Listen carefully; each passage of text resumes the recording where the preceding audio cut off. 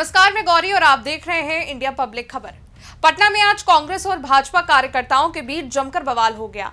दोनों ही पार्टी के कार्यकर्ताओं ने एक दूसरे पर जमकर लाठी बरसाई और मारपीट की। आरोप है कि भाजपा कार्यकर्ता कांग्रेस कार्यालय का ताला तोड़कर अंदर घुस आए और मारपीट करने लगे, लेकिन असल में इस मारपीट की आग फैली कल कांग्रेस की दरभंगा में हुई रैली के बाद। कल कांग्रेस ने दरभंगा में वोट अधिकार यात्रा निकाली। इस दौरान कांग्रेस और आरजेडी के मंच से पीएम मोदी और उनकी मां को अपशब्द कहे गए, जिसके बाद से ही सियासी भूचाल मचा हुआ है। लेकिन आज अचानक इस मसले को लेकर पटना में दोनों पार्टियों के बीच हाथापाई हो गई। चलिए जानते हैं पूरा मामला। दरअसल बिहार में चल रहे एसआईआर को लेकर कांग्रेस इन दिनों वोट अधिकार यात्रा निकाल रही है, जिसमें वोट चोर गद्दी छोड़ जैसे नारों का इस्तेमाल किया जा रहा है।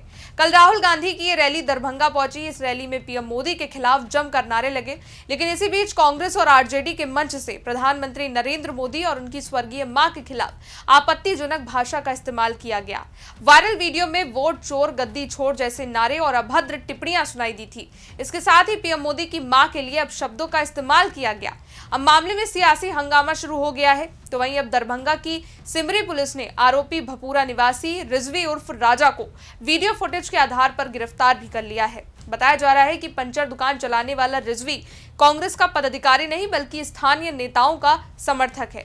अब इस घटना को लेकर जहां एक तरफ भाजपा और एनडीए दलों में रोष है, तो दूसरी ओर राजनीतिक बयानबाजी भी तेज हो चुकी है। मामले को लेकर गृह मंत्री अमित शाह का बयान सामने आया है, जहां उन्होंने कहा, बिहार में कांग्रेस ने पीएम मोदी की मां को अपशब्द कहे। इनके दूषित प्रयास को देखकर मुझे मालूम है इन्हें जनता का समर्थन नहीं है।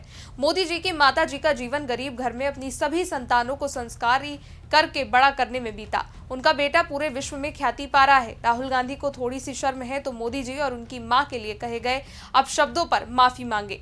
ये आज से नहीं, मोदी जी जब से पीएम बने तब से सोनिया जी, राहुल जी, मणिशंकर अय्यर, जयराम रमेश, दिग्विजय सिंह, रेणुका चौधरी, हर कांग्रेस नेता ने मोदी जी के लिए अपशब्द कहे। कोई मौत का सौदागर कहता है, कोई जहरीला सांप कहता है, कोई नीच आदमी कहता है, कोई रावण कहता है, कोई भस्मासुर बताता है, कोई वायरस बताता है। इस प्रकार की भाषा का प्रयोग करके आपको जनादेश प्राप्त होगा। मैं कांग्रेस को कहना चाहता हूं, जितनी ज्यादा गालियां मोदी जी को दोगे, कमल का फूल उतनी ही खिलकर आसमान को छुएगा।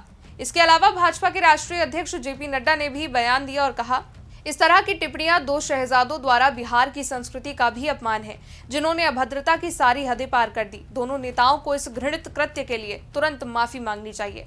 फिलहाल आज मामले में कार्रवाई करते हुए पुलिस ने आरोपी को गिरफ्तार कर लिया है, लेकिन पीएम मोदी और उनकी माता को गाली देने पर विरोध जताते हुए पटना में कुर्जी अस्पताल से सदाकत आश्रम तक भाजपा ने मार्च निकाला था, जहां भाजपा के कार्यकर्ताओं के साथ साथ मंत्री संजय सरावगी और नितिन नवीन भी शामिल हुए।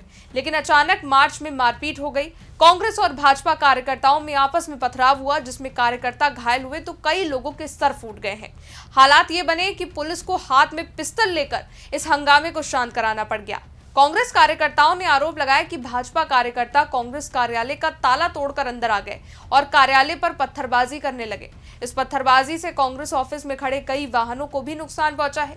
कांग्रेस कार्यकर्ताओं ने आरोप लगाया कि जब भाजपा कार्यकर्ताओं को ऐसा न करने के लिए कहा गया तो वो आपस में ही भिड़ गए। एक दूसरे पर पहले तो पत्थरों से हमला किया और बाद में लाठी डंडों से एक दूसरे पर हमला करने लगे। तो वहीं भाजपा कार्यकर्ताओं ने बताया कि वो पटना में कांग्रेस कार्यालय के सामने शांतिपूर्ण प्रदर्शन कर रहे थे, लेकिन तभी कांग्रेस कार्यकर्ताओं ने कथित तौर पर दफ्तर के अंदर से पथराव शुरू कर दिया। फिलहाल अब लाठी पहले किसने चलाई या पत्थर पहले किसने फेंका, इसको लेकर अभी जांच जारी है, लेकिन पीएम मोदी को दी गई गाली पर माहौल गरमाया है।